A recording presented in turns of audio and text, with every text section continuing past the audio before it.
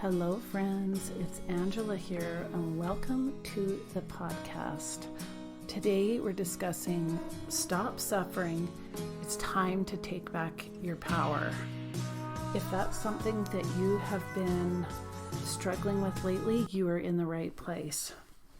So, if you haven't listened before, I'm Angela. I'm a professional counselor and life coach, and I love to help women truly live in their desire state, in that place of working towards those big dreams or goals and always being in alignment with their true self. And how do we get there? It's a process, and we're going to discuss that today. So basically today, I'm going to just want to talk about that you are sitting here listening to that podcast from somewhere, in the chair, laying down on a couch, maybe in a car, wherever that is. I want you to think about the series of actions and decisions that have brought you to this point in your life today, this very point of you listening to me here right now, and you are sitting there here in this scenario because something has brought you to this point in your life. And what that something is are the choices and decisions that you have made along the way.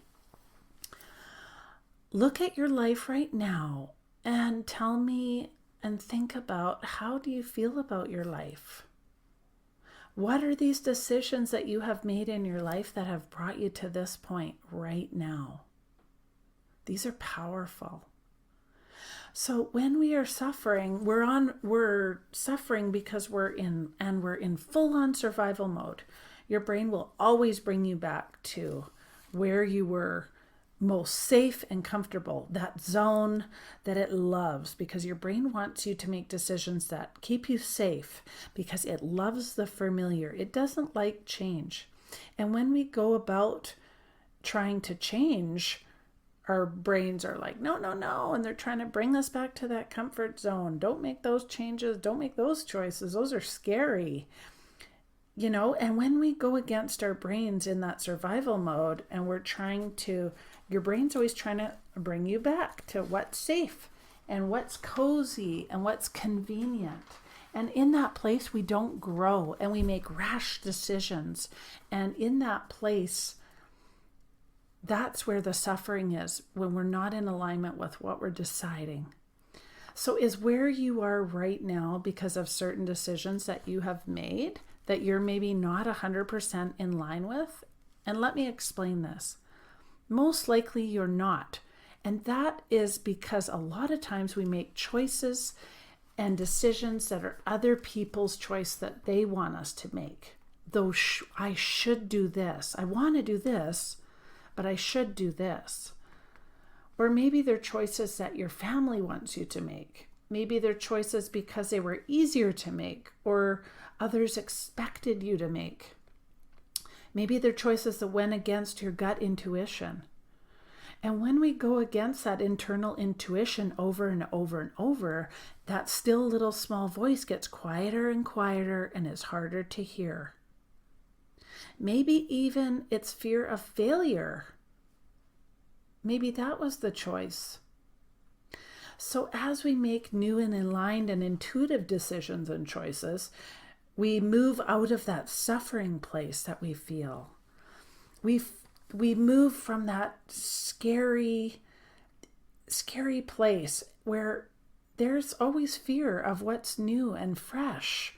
And as we consider what we truly want in our life and we review those big dreams, we can make choices and decisions, and they tend to be very scary because we're taking these action steps towards something and our brain is still pulling us back to, no, I don't like it over there, that's scary.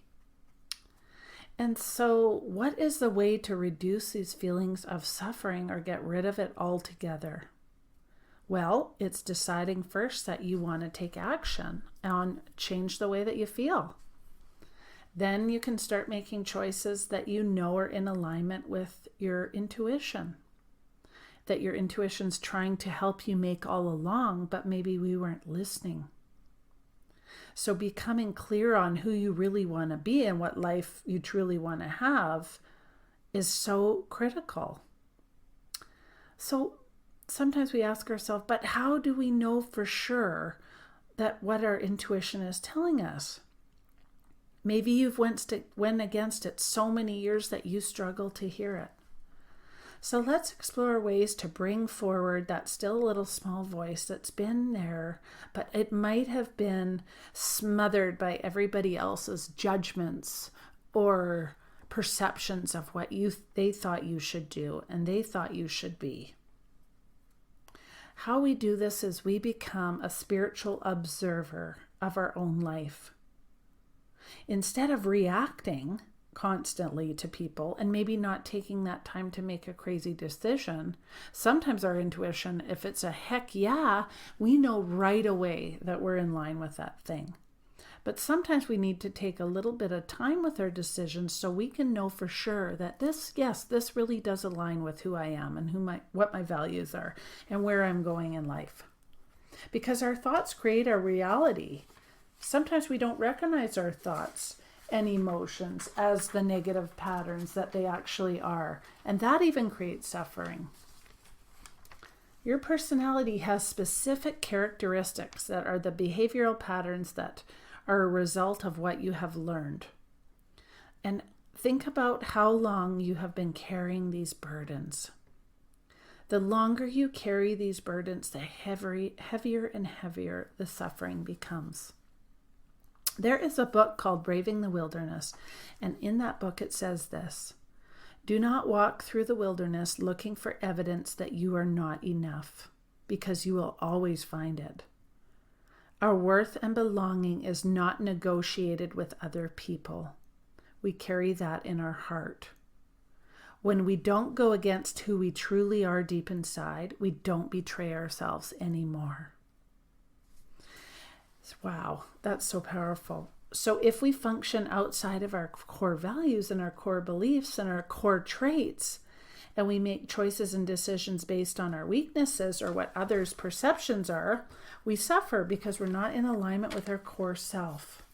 We're not living that eternal truth. And so I created some journal prompts for you. I'm just going to grab my notes, and I just want you to take these journal prompts on and think about these, see if they can really help you. But because by getting out a pen and paper, a physical piece of paper, and writing this down and doing that inner work, that self-reflection work, it can make a huge difference in taking actions towards what you really want and who you really are, and making choices that you feel so good about because you know they're 100% aligned with who you are. And when you do that, you are empowering yourself. You are taking that power back, and you are eliminating so much unnecessary suffering in your life. So I'm going to start with number 1. What areas of my life do I feel like I am suffering, stressed, or anxious? And you can pause this or anything to write these down or come back to them later. But I really encourage you to write this stuff down. It is really empowering when you see what's going to be on that paper. Number 2, how do I really want to feel? How do you want to go about your life and feel in general compared to where you might be now? Think about that. Number 3, in what areas of my life have I been going against my true self? Number 4, what choices or decisions have I made that have led me to where I am now? Number 5, in what area have I been afraid to dream really big because of fear? Number 6, what do you want to bring more of in your life? Think about all the ways that you want to feel and the things that you want to bring in your life. What do you want more of? And number 7, what do you want less of in your life? Usually those are easier to think about, but just ask yourself, What do you want less of in your life? And actually write it down so you can see what you want more of and what you want less of. And number 8, what is one choice or decision or thought that you are going to make today to bring more of what you want forward in your life? Because it's all about deciding what you want. You need to decide on what you want, how you want to feel, and then make aligned choices and decisions towards those dreams or goals or things that how you want your life to feel. So that's it for today. Thank you guys so much for listening. I'm always honored that you've taken time out of your day to listen to what I have to say. And I hope that you got something out of this powerful talk today. And I'll catch you next time, friends. Bye for now.